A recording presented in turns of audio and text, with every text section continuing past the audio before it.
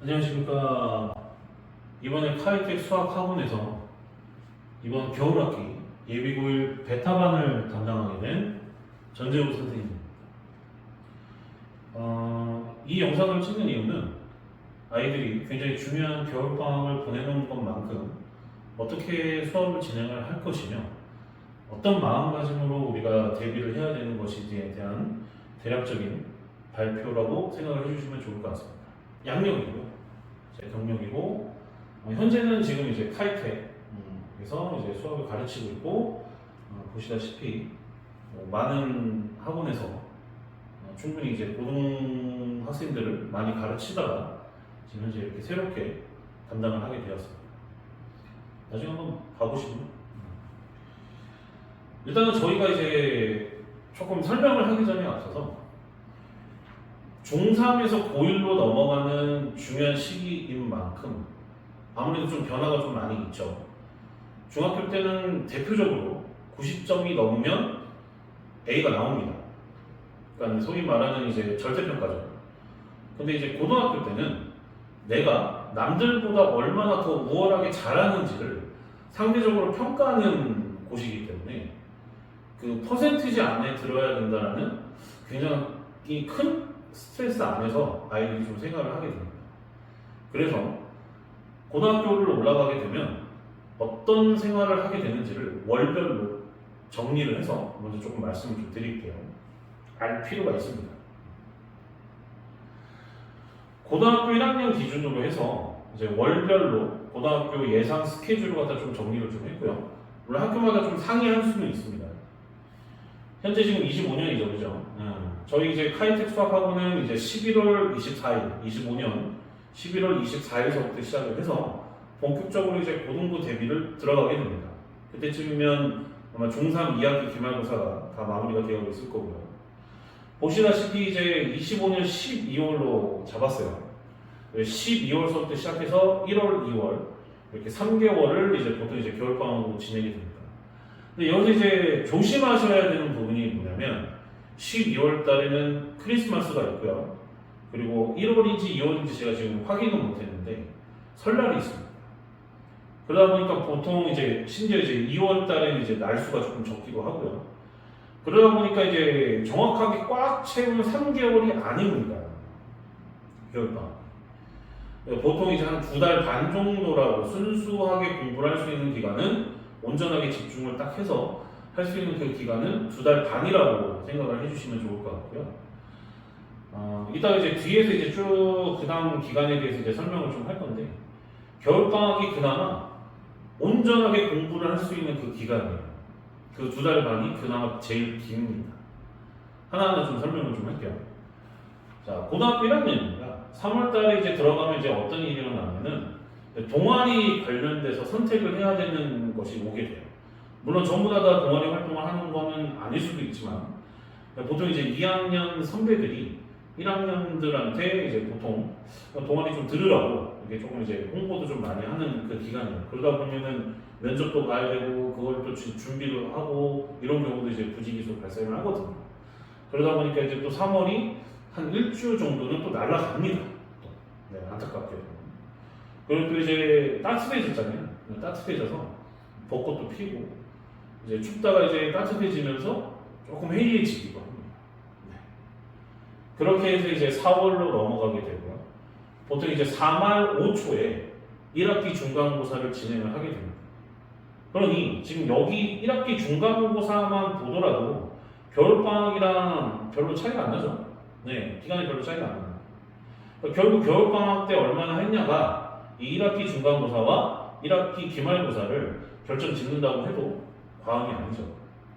하지만 아셔야 되는 게 뭐냐면 1학기 중간고사와 기말고사만 겨울방학이 정리를 해주는 것이 아니라 여기 지금 7월 달에 제가 지금 여름방학이라고 써놨긴 했어요. 근데 이제 중3 학생들 같은 경우에는 이현중이나 정평중 같은 경우에는 물론 이제 학교 내부 공사로 인해서 이번에 굉장히 좀 짧기는 했지만 거의 고등학교 때는 여름방학이 굉장히 짧습니다. 그래서 이 겨울방학이 굉장히 중요할 수밖에 없어요. 안타깝게요. 그리고 이제 그렇게 이제 1학기 중간고사를 마무리 짓고 난 다음에 이제 5월달에 가정의 달 각종 행사가 또 이제 들어가게 됩니다. 그러다 보면 또 아이들이 이제 뭐 가족끼리 또 어디를 가야 돼요, 학교에서 뭐 행사를 해요, 이러면서 또 이제 해이해지기 시작을 또 합니다. 네. 부정적인 것만 말씀드립니다. 근데 이게 하나의 사이클이라 어쩔 수 없어요. 그래서 이제 1학기 기말고사를 또 이제 6월 말에서 7월 초에 또 이제 들어가게 됩니다. 시간이 없죠. 네, 안타깝습니다. 우리 아이들이 겨울방학 말고는 이 네 번의 시험을 온전하게 준비할 수 있는 그 기간이 없어요. 그래서 이 겨울방학은 너무나도 중요하고요. 1학기 중간고사에 대해서 제가 조금 한 가지 더 말씀을 좀 드리면, 대부분의 학교가 모든 수학 학원들이 중3에서 고1로 넘어가기 전에 공통 수학 1과 2를 굉장히 다회독을 돌리고 나서 입학을 한다는 것을 이미 알고 있습니다. 그러다 보니 이 1학기 중간고사 같은 경우에는 굉장히 어렵게 돼요. 거의 뭐 병시 수준? 학교마다 조금씩 차이가 있을 수는 있지만 그래도 웬만한 학교들 대부분은 어렵게 내린다고 보시면 됩니다. 왜냐하면 자기네 학교에 입학한 아이들에 대한 빅데이터가 없어요. 그거를 확인하기 위해서라도 일단은 등급을 나눠버려야 되기 때문에 어렵게 때리는 거죠. 쉽게 냈다가는 100점이 남발하게 돼버리면 1등급이 없는 시험이 될 수도 있거든요. 그런 시험을 방지하기 위해서라도 1학기 중간고사는 반드시 필요합니다. 굉장히 어렵다는 걸 좀 아셔야 됩니다. 그래서 이제 기말고사까지 이렇게 마무리 짓고 나서 이제 여름방학, 굉장히 짧은 여름방학 보내고 또 이제 2학기 중간고사 또 들어가게 돼요. 제가 이제 8, 9월로 맞춰놓기는 했는데 솔직히 현실적으로 바라보게 되면은 8월 중순 거의 광복절 근처가 2학기 때 개학 날짜라고 보시면 되고요. 그리고 이제 중간고사 같은 경우는 지금 딱 이 시기죠. 그래서 9말 10초 이때쯤에 이제 추석 연휴, 내년 추석 연휴겠죠 아무래도. 그때를 전후로 해서 보통 2학기 중간고사가 좀 진행이 좀 됩니다. 네. 그리고 나서 이제 그게 또 마무리가 되고 나면 10월 달에는 이제 각종 축제 및 학교 행사가 또 기다리고 있어요. 물론 2년마다 축제를 진행하는 학교들도 있기 때문에 그게 조금 차이는 있을 수도 있는데 웬만하면은 그냥 한다고 보시면 됩니다. 그러다 보면 또 아이들 공부할 시간이 없어요. 제가 자꾸 공부할 시간이 없다라고만 자꾸 말씀을 드리는데 이게 현실입니다. 네, 이거를 받아들이고 나서 그거에 대한 대처를 어떻게 해야 될지 우리가 고민을 하는 게 가장 합리적인 고민이라고 저는 생각을 합니다. 그리고 나서 이제 10월 달을 그렇게 어영부영 보내고 나서 좀 빠른 학교 같은 경우는 2학기 기말고사를 11월 말 혹은 12월 초에 혹은 좀 느린 학교들 같은 경우는 크리스마스까지 껴서 내후년에 그러니까 27년 1월이죠. 그때까지 시험 보는 학교들도 있을 수 있습니다. 지금 현재 이제 고등학교 1학년 1년을 다 봤어요. 네, 다 봤는데 고등학교 1학년만 해당되는 내용이 아니라 이 내용 그대로 고등학교 2학년으로 올라갈 때도 똑같습니다. 그럼 결국 지금 제일 중요한 기간은 겨울방학이구나, 이때밖에 없구나라는 것이 너무나도 명확하게 보일 수밖에 없고요. 한 가지 또 말씀드려야 되는 건 이제 중3에서 고1로 넘어가는 겨울방학, 고1에서 고2로 넘어가는 겨울방학, 고2에서 고3으로 넘어가는 겨울방학이 있습니다. 이 중에서 고2에서 고3으로 넘어가는 겨울방학은 안타깝게도 1학년, 2학년 때 본인의 등급이 안정적으로 구축이 되지 않으면 쉽게 그 상황을 역전시키기가 쉽지가 않습니다. 왜냐면 다시 한번 말씀드리면 상대평가이기 때문에 고등학교 3학년 올라갈 때 내가 열심히 한 만큼 다른 누군가도 열심히 하고 있기 때문에 그 갭을 줄인다는 것은 쉽지가 않습니다. 그럼 결국 정리를 하자면 중3에서 고1로 넘어가는 겨울방학과 그 다음에 고1에서 고2로 넘어가는 이 겨울방학이 중요하다라고밖에 설명이 안 됩니다. 그래서 이 굉장히 중요한 이 겨울방학을 저는 이제 담당을 하게 돼서 굉장히 어깨가 무겁고요. 그럼 이제 우리 카이텍 다니고 있는 우리 학생들을 어떻게 지도하게 될지를 갖다가 설명을 하도록 하겠습니다. 제가 준비한 자료는 첫 번째 1번 파트 1에서는 이제 강의 목표와 계류에 대해서 이제 간략하게 이제 설명을 드릴 거고요. 두 번째 파트에서는 그 아이들을 어떻게 관리할 것인지에 대한 설명이 들어가게 됩니다. 세 번째로는 이제 첫 단추라고 저는 이제 조금 얘기를 좀 합니다. 아이들이 이제 중3에서 고1로 넘어가서 이제 처음 보는 고등학교 시험이잖아요. 그만큼 굉장히 저는 조금 의미가 있고 굉장히 중요하다고 좀 생각을 하기 때문에 첫 단추 프로젝트라고 저는 조금 항상 얘기를 좀 하는 편입니다. 그래서 이제 거기서 이제 등급별로 이제 지원 가능한 대학과 그다음에 마음가짐과 우리의 준비는 어때야 되는 것인가에 대해서 설명을 드리고자 합니다. 먼저 첫 번째로 이제 좀 보시면 저희 이제 강의 목표는 총 5가지라고 좀 보시면 돼요. 네.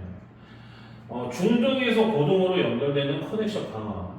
아까 전에도 말씀드렸다시피 이제 절대평가에서 상대평가로 넘어가는 그 시기에서 우리가 무엇을 준비해야 되는 것인지에 대한 이야기를 하고자 하고요. 두 번째, 수학 개념 자체에 대한 정립인 철저한 오답 관리는 어떻게 할 것인지에 대한 설명이 들어갈 예정입니다.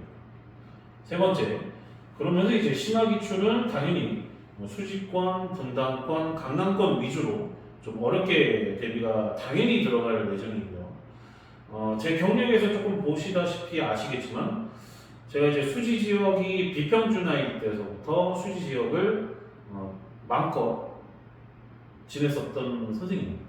너무나도 그 흐름을 잘 알고 있고요. 그래서 다른 지역보다 어려워요. 네, 어렵습니다. 분당권만큼은 좀 아닌 것 같기는 한데 그래도 어렵게 대비를 하는 게 맞다라고 이제 정확히 말씀을 좀 드리고 싶고, 네 번째로는 이제 수학적 사고력 구제 설계 및 사고력 강화. 다섯 번째는 주기적으로 자체적으로 교재 검사 및 시험을 실시한다. 이렇게 좀 말씀을 드리고자 합니다. 자, 먼저 계류에 대해서 설명을 좀 하겠습니다. 베타반이죠. 정규 수업은 이제 고등 수학은 심하다라고 생각을 좀 해주시면 좋고, 수업 시간은 이제 수요일 오후 6시부터 오후 10시까지, 토요일은 오전 10시부터 오후 2시까지, 11월 24일 월요일날 첫 개강을 하게 되고요. 교재는 이제 제가 이제 많이 고민을 좀 했습니다. 많이 고민을 좀 해서 개인적으로 이제 마더텅이라는 교재를 좀 아는 학생들도 좀 있을 겁니다. 마더텅은 보통 이제 영어 교재로 좀 쓰는 경우가 좀 많이 있는데, 고1 수학에서 이제 모의고사라든가 이런 쪽으로 이제 문제 정리가 조금 잘 정리되어 있는 게 저는 좀 마더텅이라고 좀 생각을 합니다. 물론 고2, 고3은 마더텅을 쓰지는 않습니다. 고1만 씁니다. 수원외고 부교재이기도 하고요. 그래서 이제 나름 특목자사에서 저도 이제 처음에 이제 마더텅을 옛날에 경험을 해봤을 때는 썩 교재가 좋지는 않았었어요. 네. 근데 이제 코로나 시기가 끝나고 나서 이제 본격적으로 이제 조금 난이도가 올라가기 시작을 하면서 여러 특목자사 학교에서 마더텅을 부교재로 선정을 많이 하더라고요. 그래서 처음에 좀 의아했었습니다. 근데 이제 문제를 좀 많이 살펴보니까 굉장히 문제 질이 좋아요. 고등학교 1학년은 마더텅 교재, 그리고 이제 카이텍 알파, 그 다음에 이제 북두칠성이라고 해서 전재우 선생님만의 자체 교재가 들어갈 예정입니다. 이제 개념 및 오답에 대해서 간략하게 좀 설명을 좀 드릴게요. 저는 이제 좀 아이들한테 수기 필기를 좀 강조를 좀 하는 편입니다. 그러니까 예를 들어 이제 제가 이제 이거를 학원 생활을 할 때부터 계속 유지를 했었던 과정인데, 아이들이 책에다가 문제를 풀면 그날 풀고 사라지더라고요, 머릿속에서. 네. 그래서 이제 저는 그걸 좀 방지하기 위해서라도 수업 시간에는 책에다가 못 풀게 합니다. 수업 시간에는 연습장에다가 풀게끔 하고요. 다만 집에 가서 숙제를 할 때는 그 책에 안 풀어진 것을 갖다가 책에 다시 풀게끔 좀 해요. 그래서 이제 어떻게 보면 자연스럽게 같은 문제를 2번 이상 고민하게끔 자연스럽게 좀 유도를 좀 하는 편인 거죠. 그러다 보면 확실히 좀 아이들이 문제에 대한 이해도가 증대되는 것을 많이 확인을 좀 했었습니다. 그리고 플러스로 주기적으로 이제 단원 하나가 끝날 때마다 교재 검사를 진행을 좀 하는 편입니다. 네. 그리고 이제 수업 방식은 사후 관리를 굉장히 중요하게 좀 여기는 편이고요. 주기적으로 이제 자체적인 시험을 통해서 심화 기출을 절대적으로 방어하는 데에 그 목적이 좀 있습니다. 처음에 이제 개념 원리하고 RPE를 가지고서 이제 첫 개념은 좀 보통 시작을 좀 하는데 그것만으로는 수직권은 대비가 안 돼요. 당연히 대비가 안 됩니다.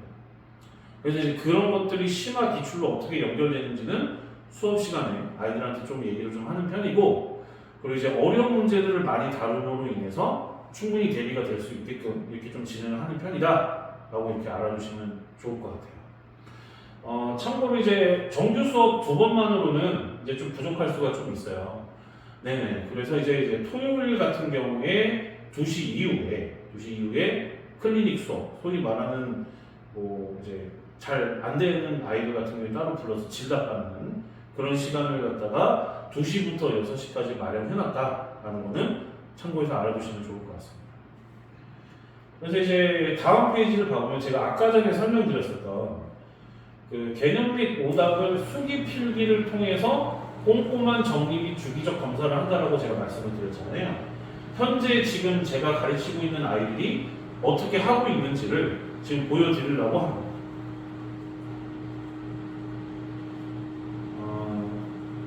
지금 에어컨이 지금 이렇게 되고 있어서 이게 지금 저희 반 아이가 지금 하고 있는 과정입니다. 왼쪽이 지금 개념 관련돼서 쭉 이렇게 지금 쓴 부분이고요. 그 다음에 그거에 따라 문제를 어떻게 적용하는지에 대한 지금 표현입니다.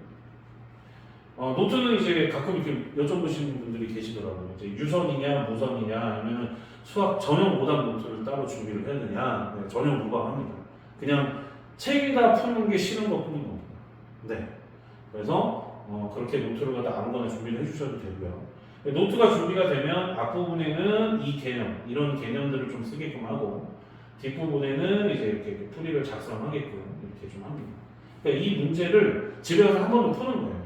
그래서 자연스럽게 이제 2번 푸는 거죠. 그리고 이제 저희 반이 이제 단톡방이 또 따로 있는데 지각을 하지 말고 결석 시에는 반드시 담임 선생님께 미리 말을 하라고 하고 있고요. 그래서 방금 아까 말씀드렸던 그 내용을 여기다 이렇게 써놨다라고 보시면 됩니다. 카이텍 학원에서는 1일 알림장을 항상 발송을 좀 합니다. 정규 수업 같은 경우에 관련된 그날 하루 무엇을 했는지를 갖다가 발송을 좀 하고요. 한 가지 말씀을 미리 좀 드리면 시험 대비 들어가서는 1일 알림장을 발송하지 않습니다. 네. 좀 더 아이들한테 밀착해서 모르는 부분을 질답을 갖다가 집중을 하는 상황이다 보니 이런 거를 말씀드리는 것보다는 차라리 학생들이 뭘 모르는지 어디가 잘 안 되는지를 파악하느라 굉장히 바쁘거든요. 네, 좀 그 부분은 양해를 좀 해주셨으면 좋겠습니다. 마지막에 이제 등급별 지원 가능한 대학에 대해서 좀 설명을 좀 드리겠습니다. 현재 지금 고등학교가 9등급제에서 5등급제로 현재 지금 이미 바뀌어 있어요. 고등학교 1학년 아이들이 이미 바뀌어 있습니다. 그래서 지금 현재 봐보시면 9등급제 기준으로 봤을 때 1, 2, 3등급에 있는 아이들이 이제 5등급제에서 1, 2등급에 있다라고 이렇게 지금 표에 나와 있잖아요. 네네. 이렇게 나와 있고, 그 다음에 여기 밑에 있는 4, 5, 6이 이제 3, 7, 8, 9가 이제 4, 5 이렇게 좀 보시면 되는데 여기 좀 자세히 보셔야 되는 게 이게 누적 카운트거든요. 여기 3등급 23%랑 여기 2등급은 누적 카운트로 34% 다르죠. 이거는 약간 좀 차이가 좀 있습니다.